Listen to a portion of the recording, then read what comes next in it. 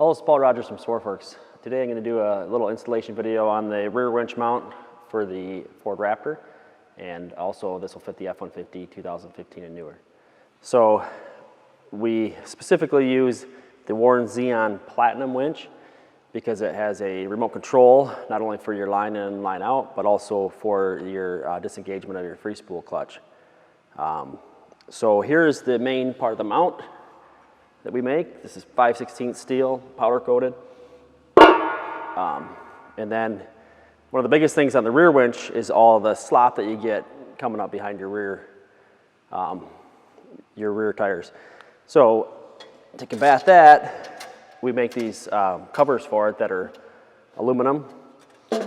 And so that's a cover, there's side covers, and then we've got some shims here to shim out the Fairlead. And then the fancy license plate bracket that we make that folds up so you can hide the hook behind there. Once I finish putting that together. And then I love the Factory 55 Ultra Hook, my favorite. And this will lay right against the Fairlead, which it's optional. I mean, you can use the original Warren hook if you want, but the Factory 55 stuff is awesome. So that'll sit right against that. That license plate mount will come down right against the rubber pads on the Ultra Hook. This is another option, is a drum light.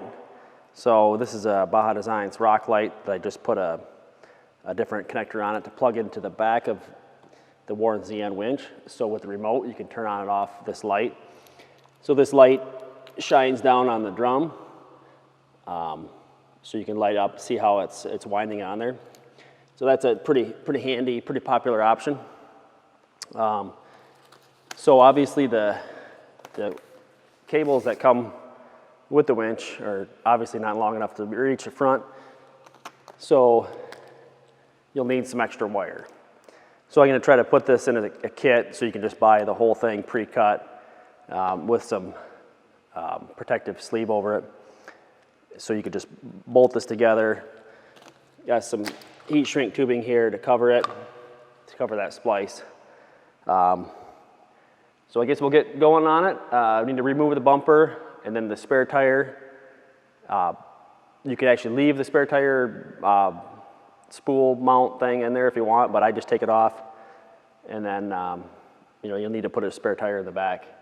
So the pros and cons to the rear winch over the front winch, obviously a pro is that you put the weight in the back, and then you don't have to remove the intercooler and replace that. You just have to remove and relocate the spare tire. So a lot of people like the idea of the rear winch.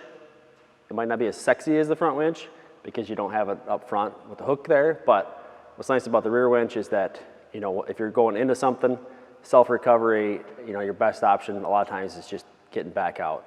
If you headed somewhere going forward, might be possible, but it also might not be possible. So I like both winches, front and rear, super handy. You can use the rear winch to anchor you to something and then pull somebody else out that's in front of you.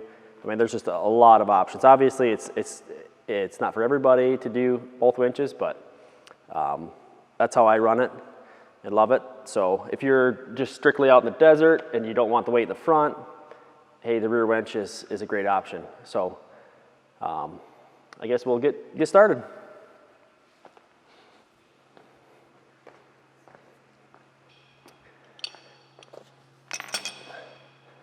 All right, so now we're ready to take off the bumper. So just disconnect any auxiliary lights you have. We'll disconnect the trailer connector, and then there's another harness in there that has sensors and license plate light. So let me get going on that. It's pretty straightforward on the bumper removal. There's just 3 nuts on each side, 21 millimeter socket.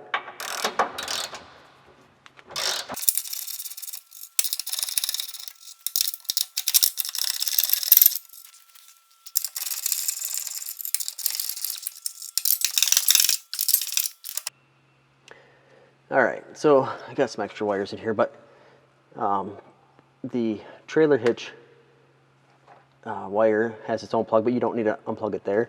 There's actually a harness that comes up to the top of this cross member here. So you can just unplug it there.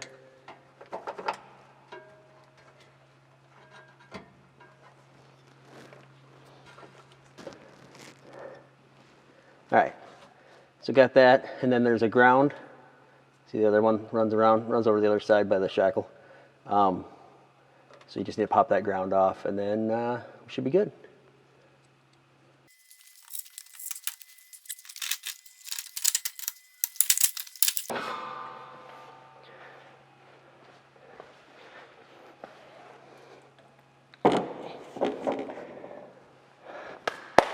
All right, so I got the mount sitting here. So the first thing I'm gonna do is take this top cover, which is this one. It's got two larger holes up here, and then the two back here for the cord grip grommet things. So this one, so I got the 90-degree flange right here, and that's gonna go back on the top.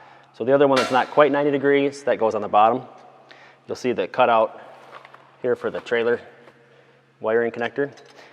So you can take these, and this will go underneath the flange because it has little snap-in stainless steel nuts.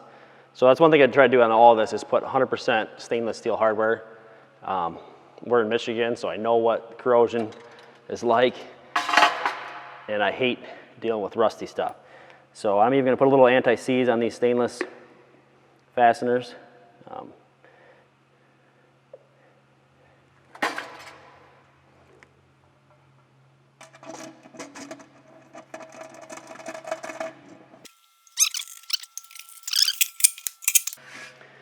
All right, so now we got top cover on, so we'll hang them out. So there's little hooks on each side of that to hook onto the end of the frame horn face here.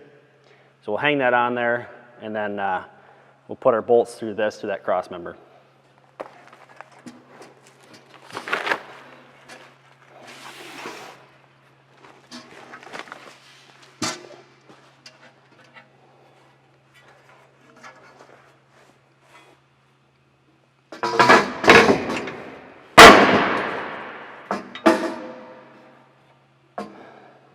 All right, so there it is hanging there. You could throw a bolt through there if you want to, but now we're gonna attach that top cover up to the cross member in there, and I'll show you how to do that. Just make sure that's nice and centered there.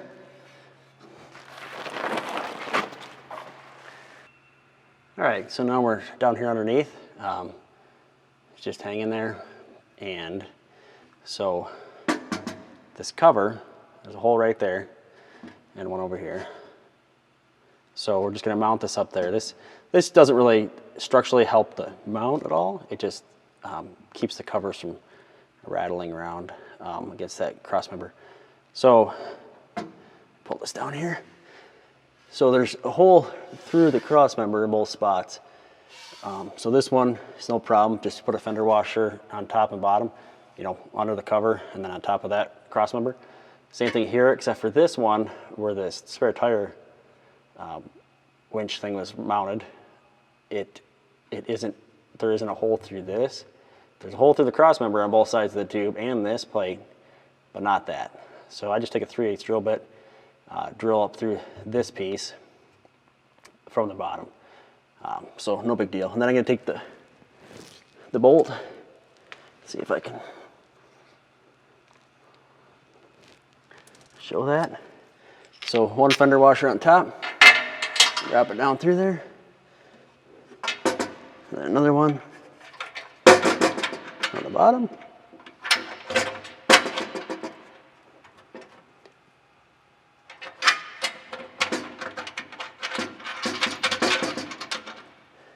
All right, so that's how it'll go. And then I'll do the same thing over here. Okay, so I could have done this before I put it in there, probably would have been smarter to do, but I've got these cord grips. These are nice adjustable grommets basically. So not that it really needs to be this sealed, because I mean it keeps the slop off it, the covers do, but there is a drain hole in there, so this is more to keep it from chafing on the covers and stuff. So we'll put these in, and then we can mount the winch on it.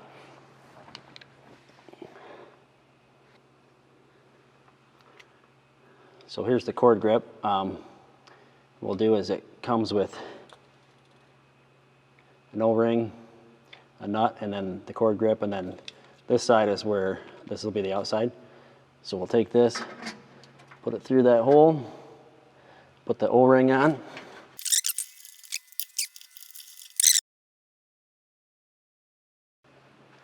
All right, so now we got the winch ready to go on. So normally this would be how you'd see it sitting on the front of a truck, on a Jeep or something. The logo facing out, the line comes off the bottom.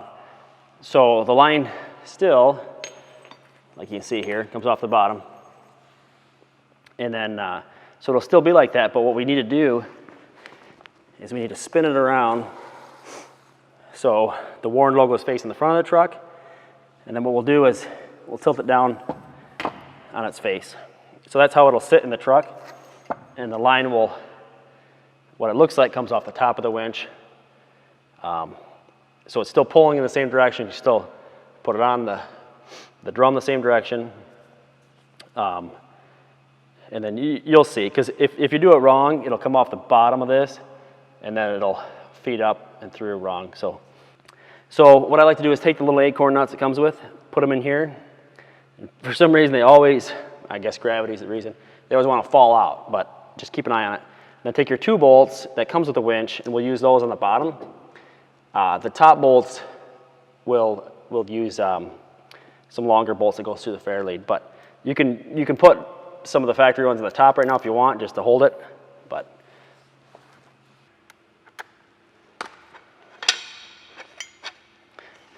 all right, so before we put the winch in there, I'm going to take these bigger shims that have 4 holes in them, and we're going to bolt these to the mount. So there's some 3/8 stainless socket head cap screws here. So we'll put these on through the upper hole here in the corner. So take this, put it up there. And then I've got 5 of those on there.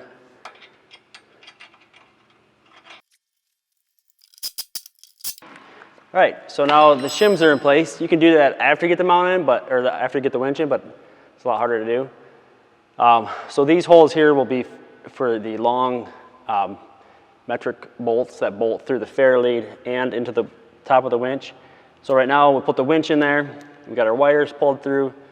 So we'll put the bottom bolts. These are the bolts that came with the winch. So we'll put those through.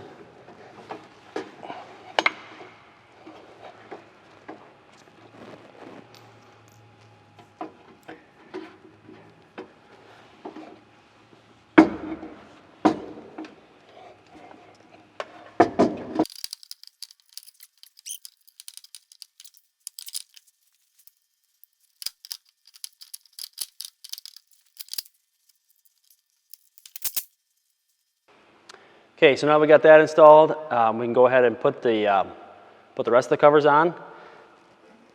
This one here, without the big holes in it, is the bottom and the back. It'll go up like that. This will rest on top of that flange that's not at a 90 degrees. And then, these are your 2 side covers. So, I slotted the top of these so you can start your screws, throw them in there, and then put the bottom ones on.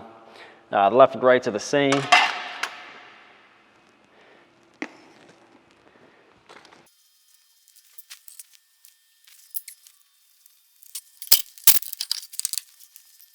So one thing I forgot to do when I had this down, got a little too carried away, a little too excited, is the drum light. So this goes through the screws that comes with the light to the top cover. And then this end plugs into the winch. So there's 2 ports accessory ports right there. Plugs right into that. So we'll do that now. It's easier to do it when it's on the ground, but before we put the winch in, again, we'll put that in.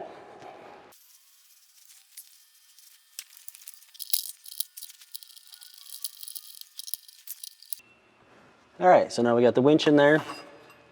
I got the drum light in there connected. And so now we need to put the covers on. But I also like to point out that there's enough room in this cord grip to get the wire, if you do decide to do the remote turn on lead to the control pack, you can put that through there, plenty of room. And we can just tighten these down.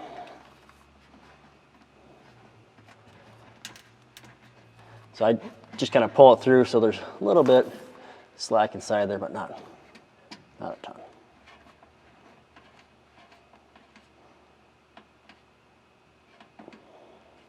All right, so we'll just pull those out of the way, and that's how it looks, nice and clean. And then we'll talk about connecting those leads in a minute, but meanwhile, I'm gonna put those covers on.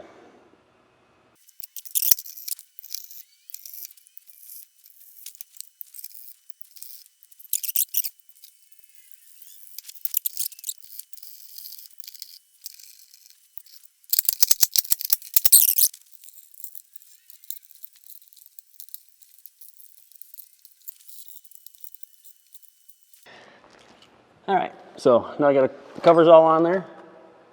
You can see there's whoops, got the covers on there. You can see there's a little corners out of here for drain holes.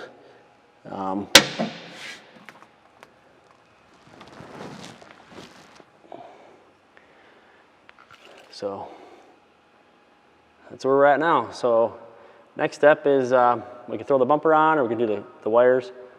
Well, I'm gonna go wash my hands, get some of this anti-seize off, and carry on. All right, so one little thing you have to do here to the bumper, two things actually, but one thing is we have to put a hole through it. So the best way I found is this piece of steel here that sets right here, we just cut out. So you can just unbolt this, and then I cut along, leave the trailer connector, trailer plug mounting there, cut alongside that, and then just down as low as you can against the trailer hitch. A common thing on like some ADD bumpers and stuff is they just remove that whole piece, cut it off of the trailer hitch part. But here we're gonna leave the trailer wiring receptacle plug thing there.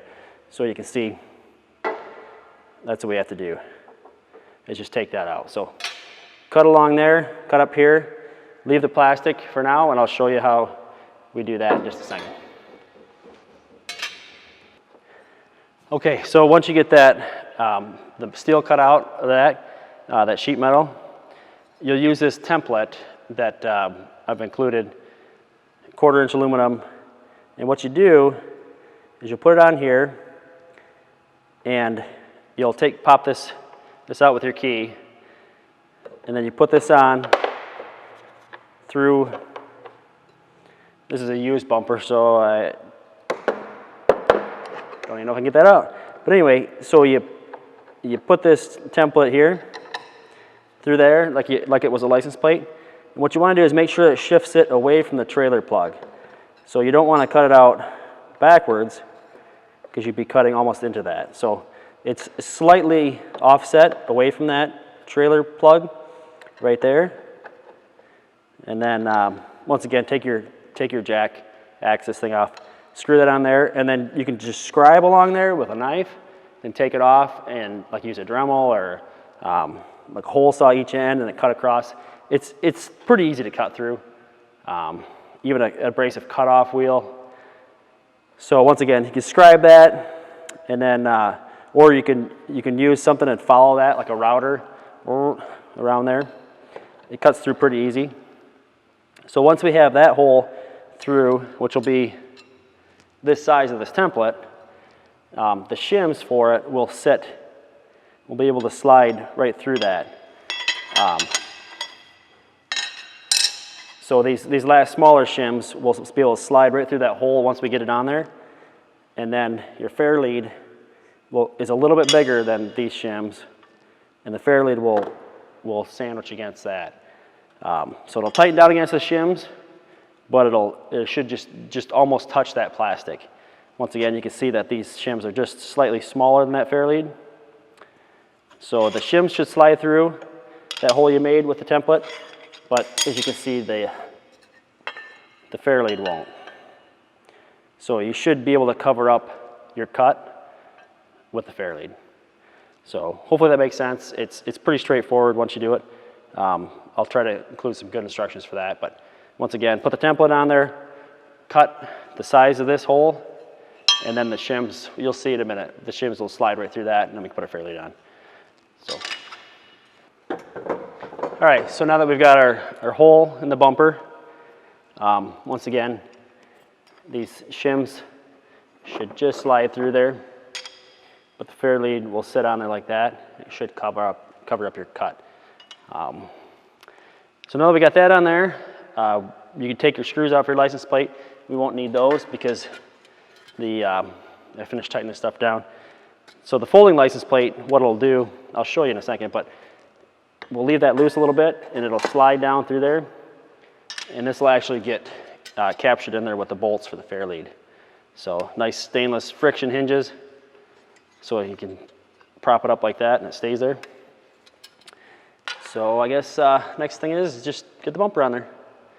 So with the bumper, one thing I didn't mention when I was taking it off is the hangers for the exhaust also slide through there. So as you're lining it up, don't forget that those kind of need to line up through there too.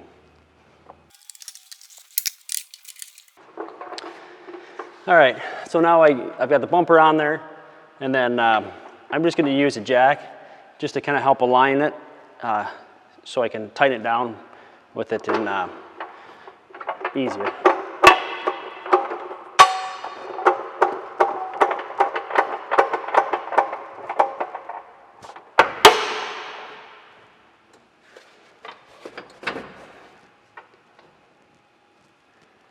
So what we want to do is just make sure that that slot that you cut is centered with the holes for the Fairlead.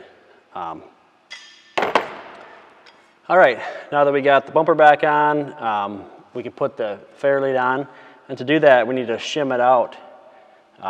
So we're going to use these 6 smaller shims. Thread our line through there. And then the Fairlead. So now we have the shims and the Fairlead.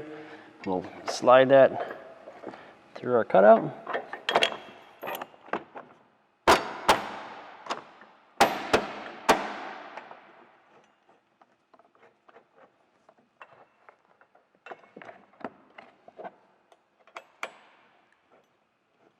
Just get that started. And then we'll pull that Fairlead out a little bit.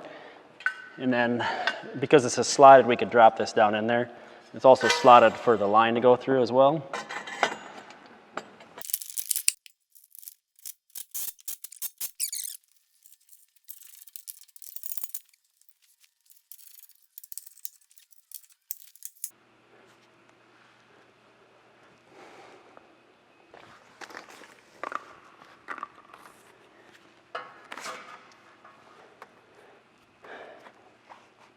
All right, so for the wiring on this, obviously, like I said, these are only probably 4 or 5 feet long, so we need to extend them to get up to the battery. So hopefully I'm going to be able to list the right amount of wire. I'm using 1/0 gauge since we're going a decent distance. I think the winch leads are 2 gauge, but they're only made to go about 4 or 5 feet. So what I'm going to do is be able to extend them by, so I'll have a crimp terminal on this, and what we'll do is just include a big chunk of heat shrink tubing here, and then we'll just bolt these together.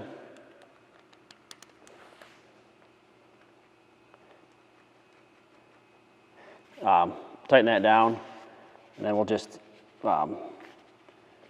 put the heat shrink tubing over this. Once it's bolted down nice and tight, and I find the right heat shrink tubing that'll fit.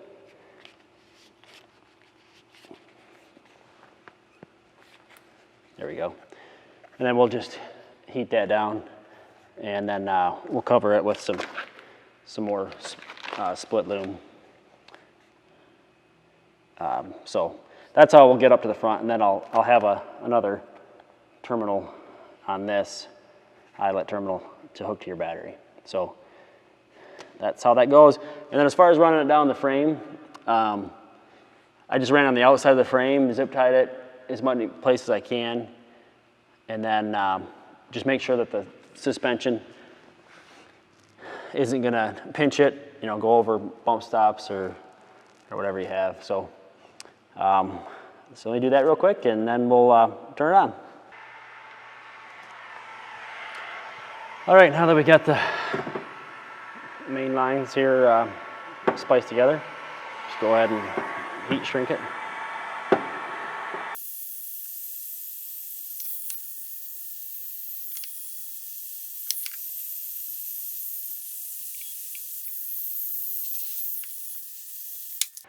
All right, so there we go. Get those spliced up, so you tuck those back alongside the frame rail, out of the way of any suspension components, and we're ready to turn it on. All right, now we got the wire all ran. Throw my license plate on here, but let's put the ultra hook on here first.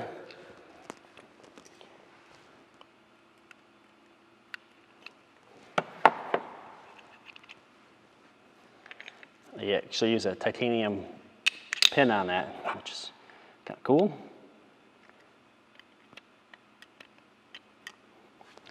All right, so now should pull it in.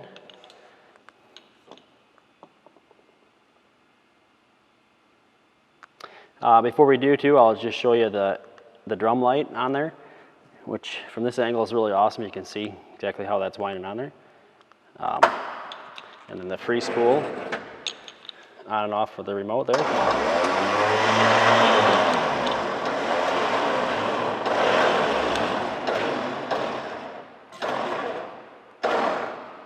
So there's the hook. See how the license plate bracket goes. And I'll just throw the license plate on here and be good to go.